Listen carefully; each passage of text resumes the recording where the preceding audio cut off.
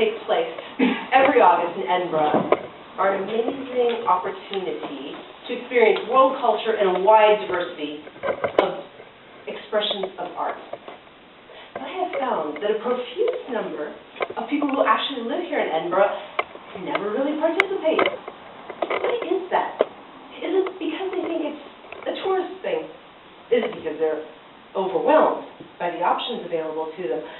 Is it because they're just kind of comfortable in their own comfort zone of entertainment and wouldn't really care to, say, go see a comedian unless they've seen him on the telly, or go to a play unless someone had personally seen it and recommended it before? I'm really not sure, but what I'd like to do this evening is share with you some of the experiences I had during this year's festivals and encourage all of you to try new experiences next year. The festival that's probably most mentioned throughout August is the Fringe, and that is undoubtedly because of the sheer number of performers involved. This year, there were over 2,400 different acts in the Fringe. And many people think, well, it's all comedy and it's conventional theater, but actually that's not really the case. I saw one performance this year that was categorized physical theater. That was a new one to me, and quite honestly, I went only because I had been asked to go and write a review on it. But it proved not only entertaining and thought-provoking, it was also quite educational. And the reason for that is, as I did some basic research on the cast, one of the things I noted was they are Lecoq trained. I had no idea what that was. So I looked into that, and I realized that Lecoq training emphasizes using the body, movement, and the entire physical space as equal parts of the performance. There were essentially no props. Every member of the 7-person cast was on the stage the entire time, and they had multiple roles.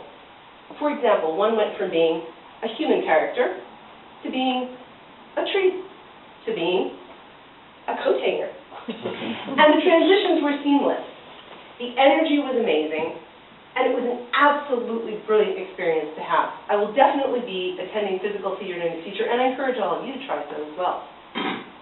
Probably the least mentioned festival in the entire month of August is the Book Festival. What really goes on in those tents they put up in Charlotte Square? Yes, it does have author interviews, instructional writing workshops, book signings, but actually the venue itself is a very interesting place to go in and walk around. The walkways, for the most part, are lined with poster-sized photographs of authors. Those who are presenting at the festival, those who have presented over the last couple of years, but they're not just your typical studio photos. They're very improvised, attitudinal shots, if you will. And so just walking through the walkways in itself is very amusing. But one thing they introduced at this year's book festival was something that was touted as being a free mini festival called Unbound. Every night from 9 to 11 p.m., in the Highland Park Spiegel tent that's there in Charlotte Square, there was a very eclectic mix of authors, wannabe authors, and people in general who read from very unique short stories, poems, and they were either accompanied by musicians or interspersed with musical acts. And the musicians were quite funky, to use a slightly colloquial expression, in that they played everything from blues rock to Scottish ballads to folk music to whatever they basically felt like playing. But it was a very, very energetic mix of literature and music. And the entire venue just kind of seemed to pulse with the energy of it all. So if you've never gone to the book festival, if you've never even thought about going to the festival, I do encourage you to step through those gates in Charlotte Square and see what you discover next year. The International Festival is often considered to be quite highbrow and stuffy. In reality, there are a lot of options on the International Festival. One of the things that I saw this year was called Aqua. It had a Brazilian water-based theme. And although it was in the Playhouse, which is a fairly large formal setting, the German company that did the performance had as part of their name Tanztheater, which literally translated means dance theater. And therefore, none of the performers were conventional actors or dancers. They were very alternative, and they were a mix of both. And so what they managed to do was transmit and transform the audience from the beach to an amazing rainforest, from waving palm trees to very dense rainforests and jungles, complete with stalking leopards. And the final scene was an amazing display of energy.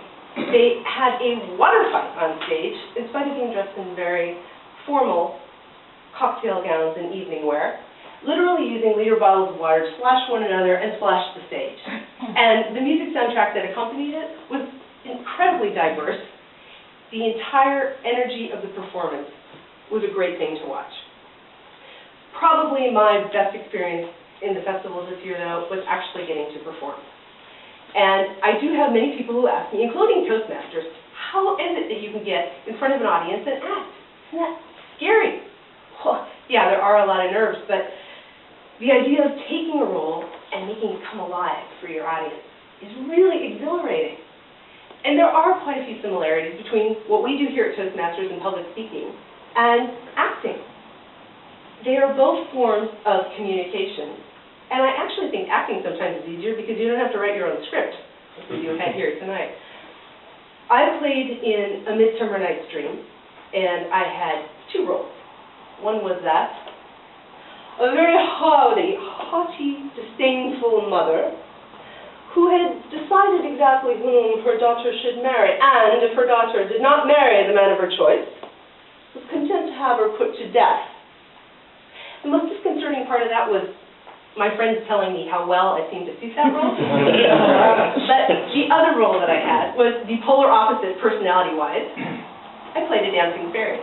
And I got to flirt with Puck, and I got to help create mischief to the entire enchanted forest. Both roles were a lot of fun.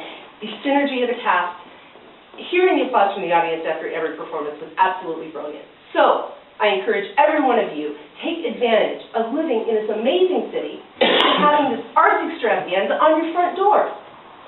Try new things. Check out things you've never explored before. Identify your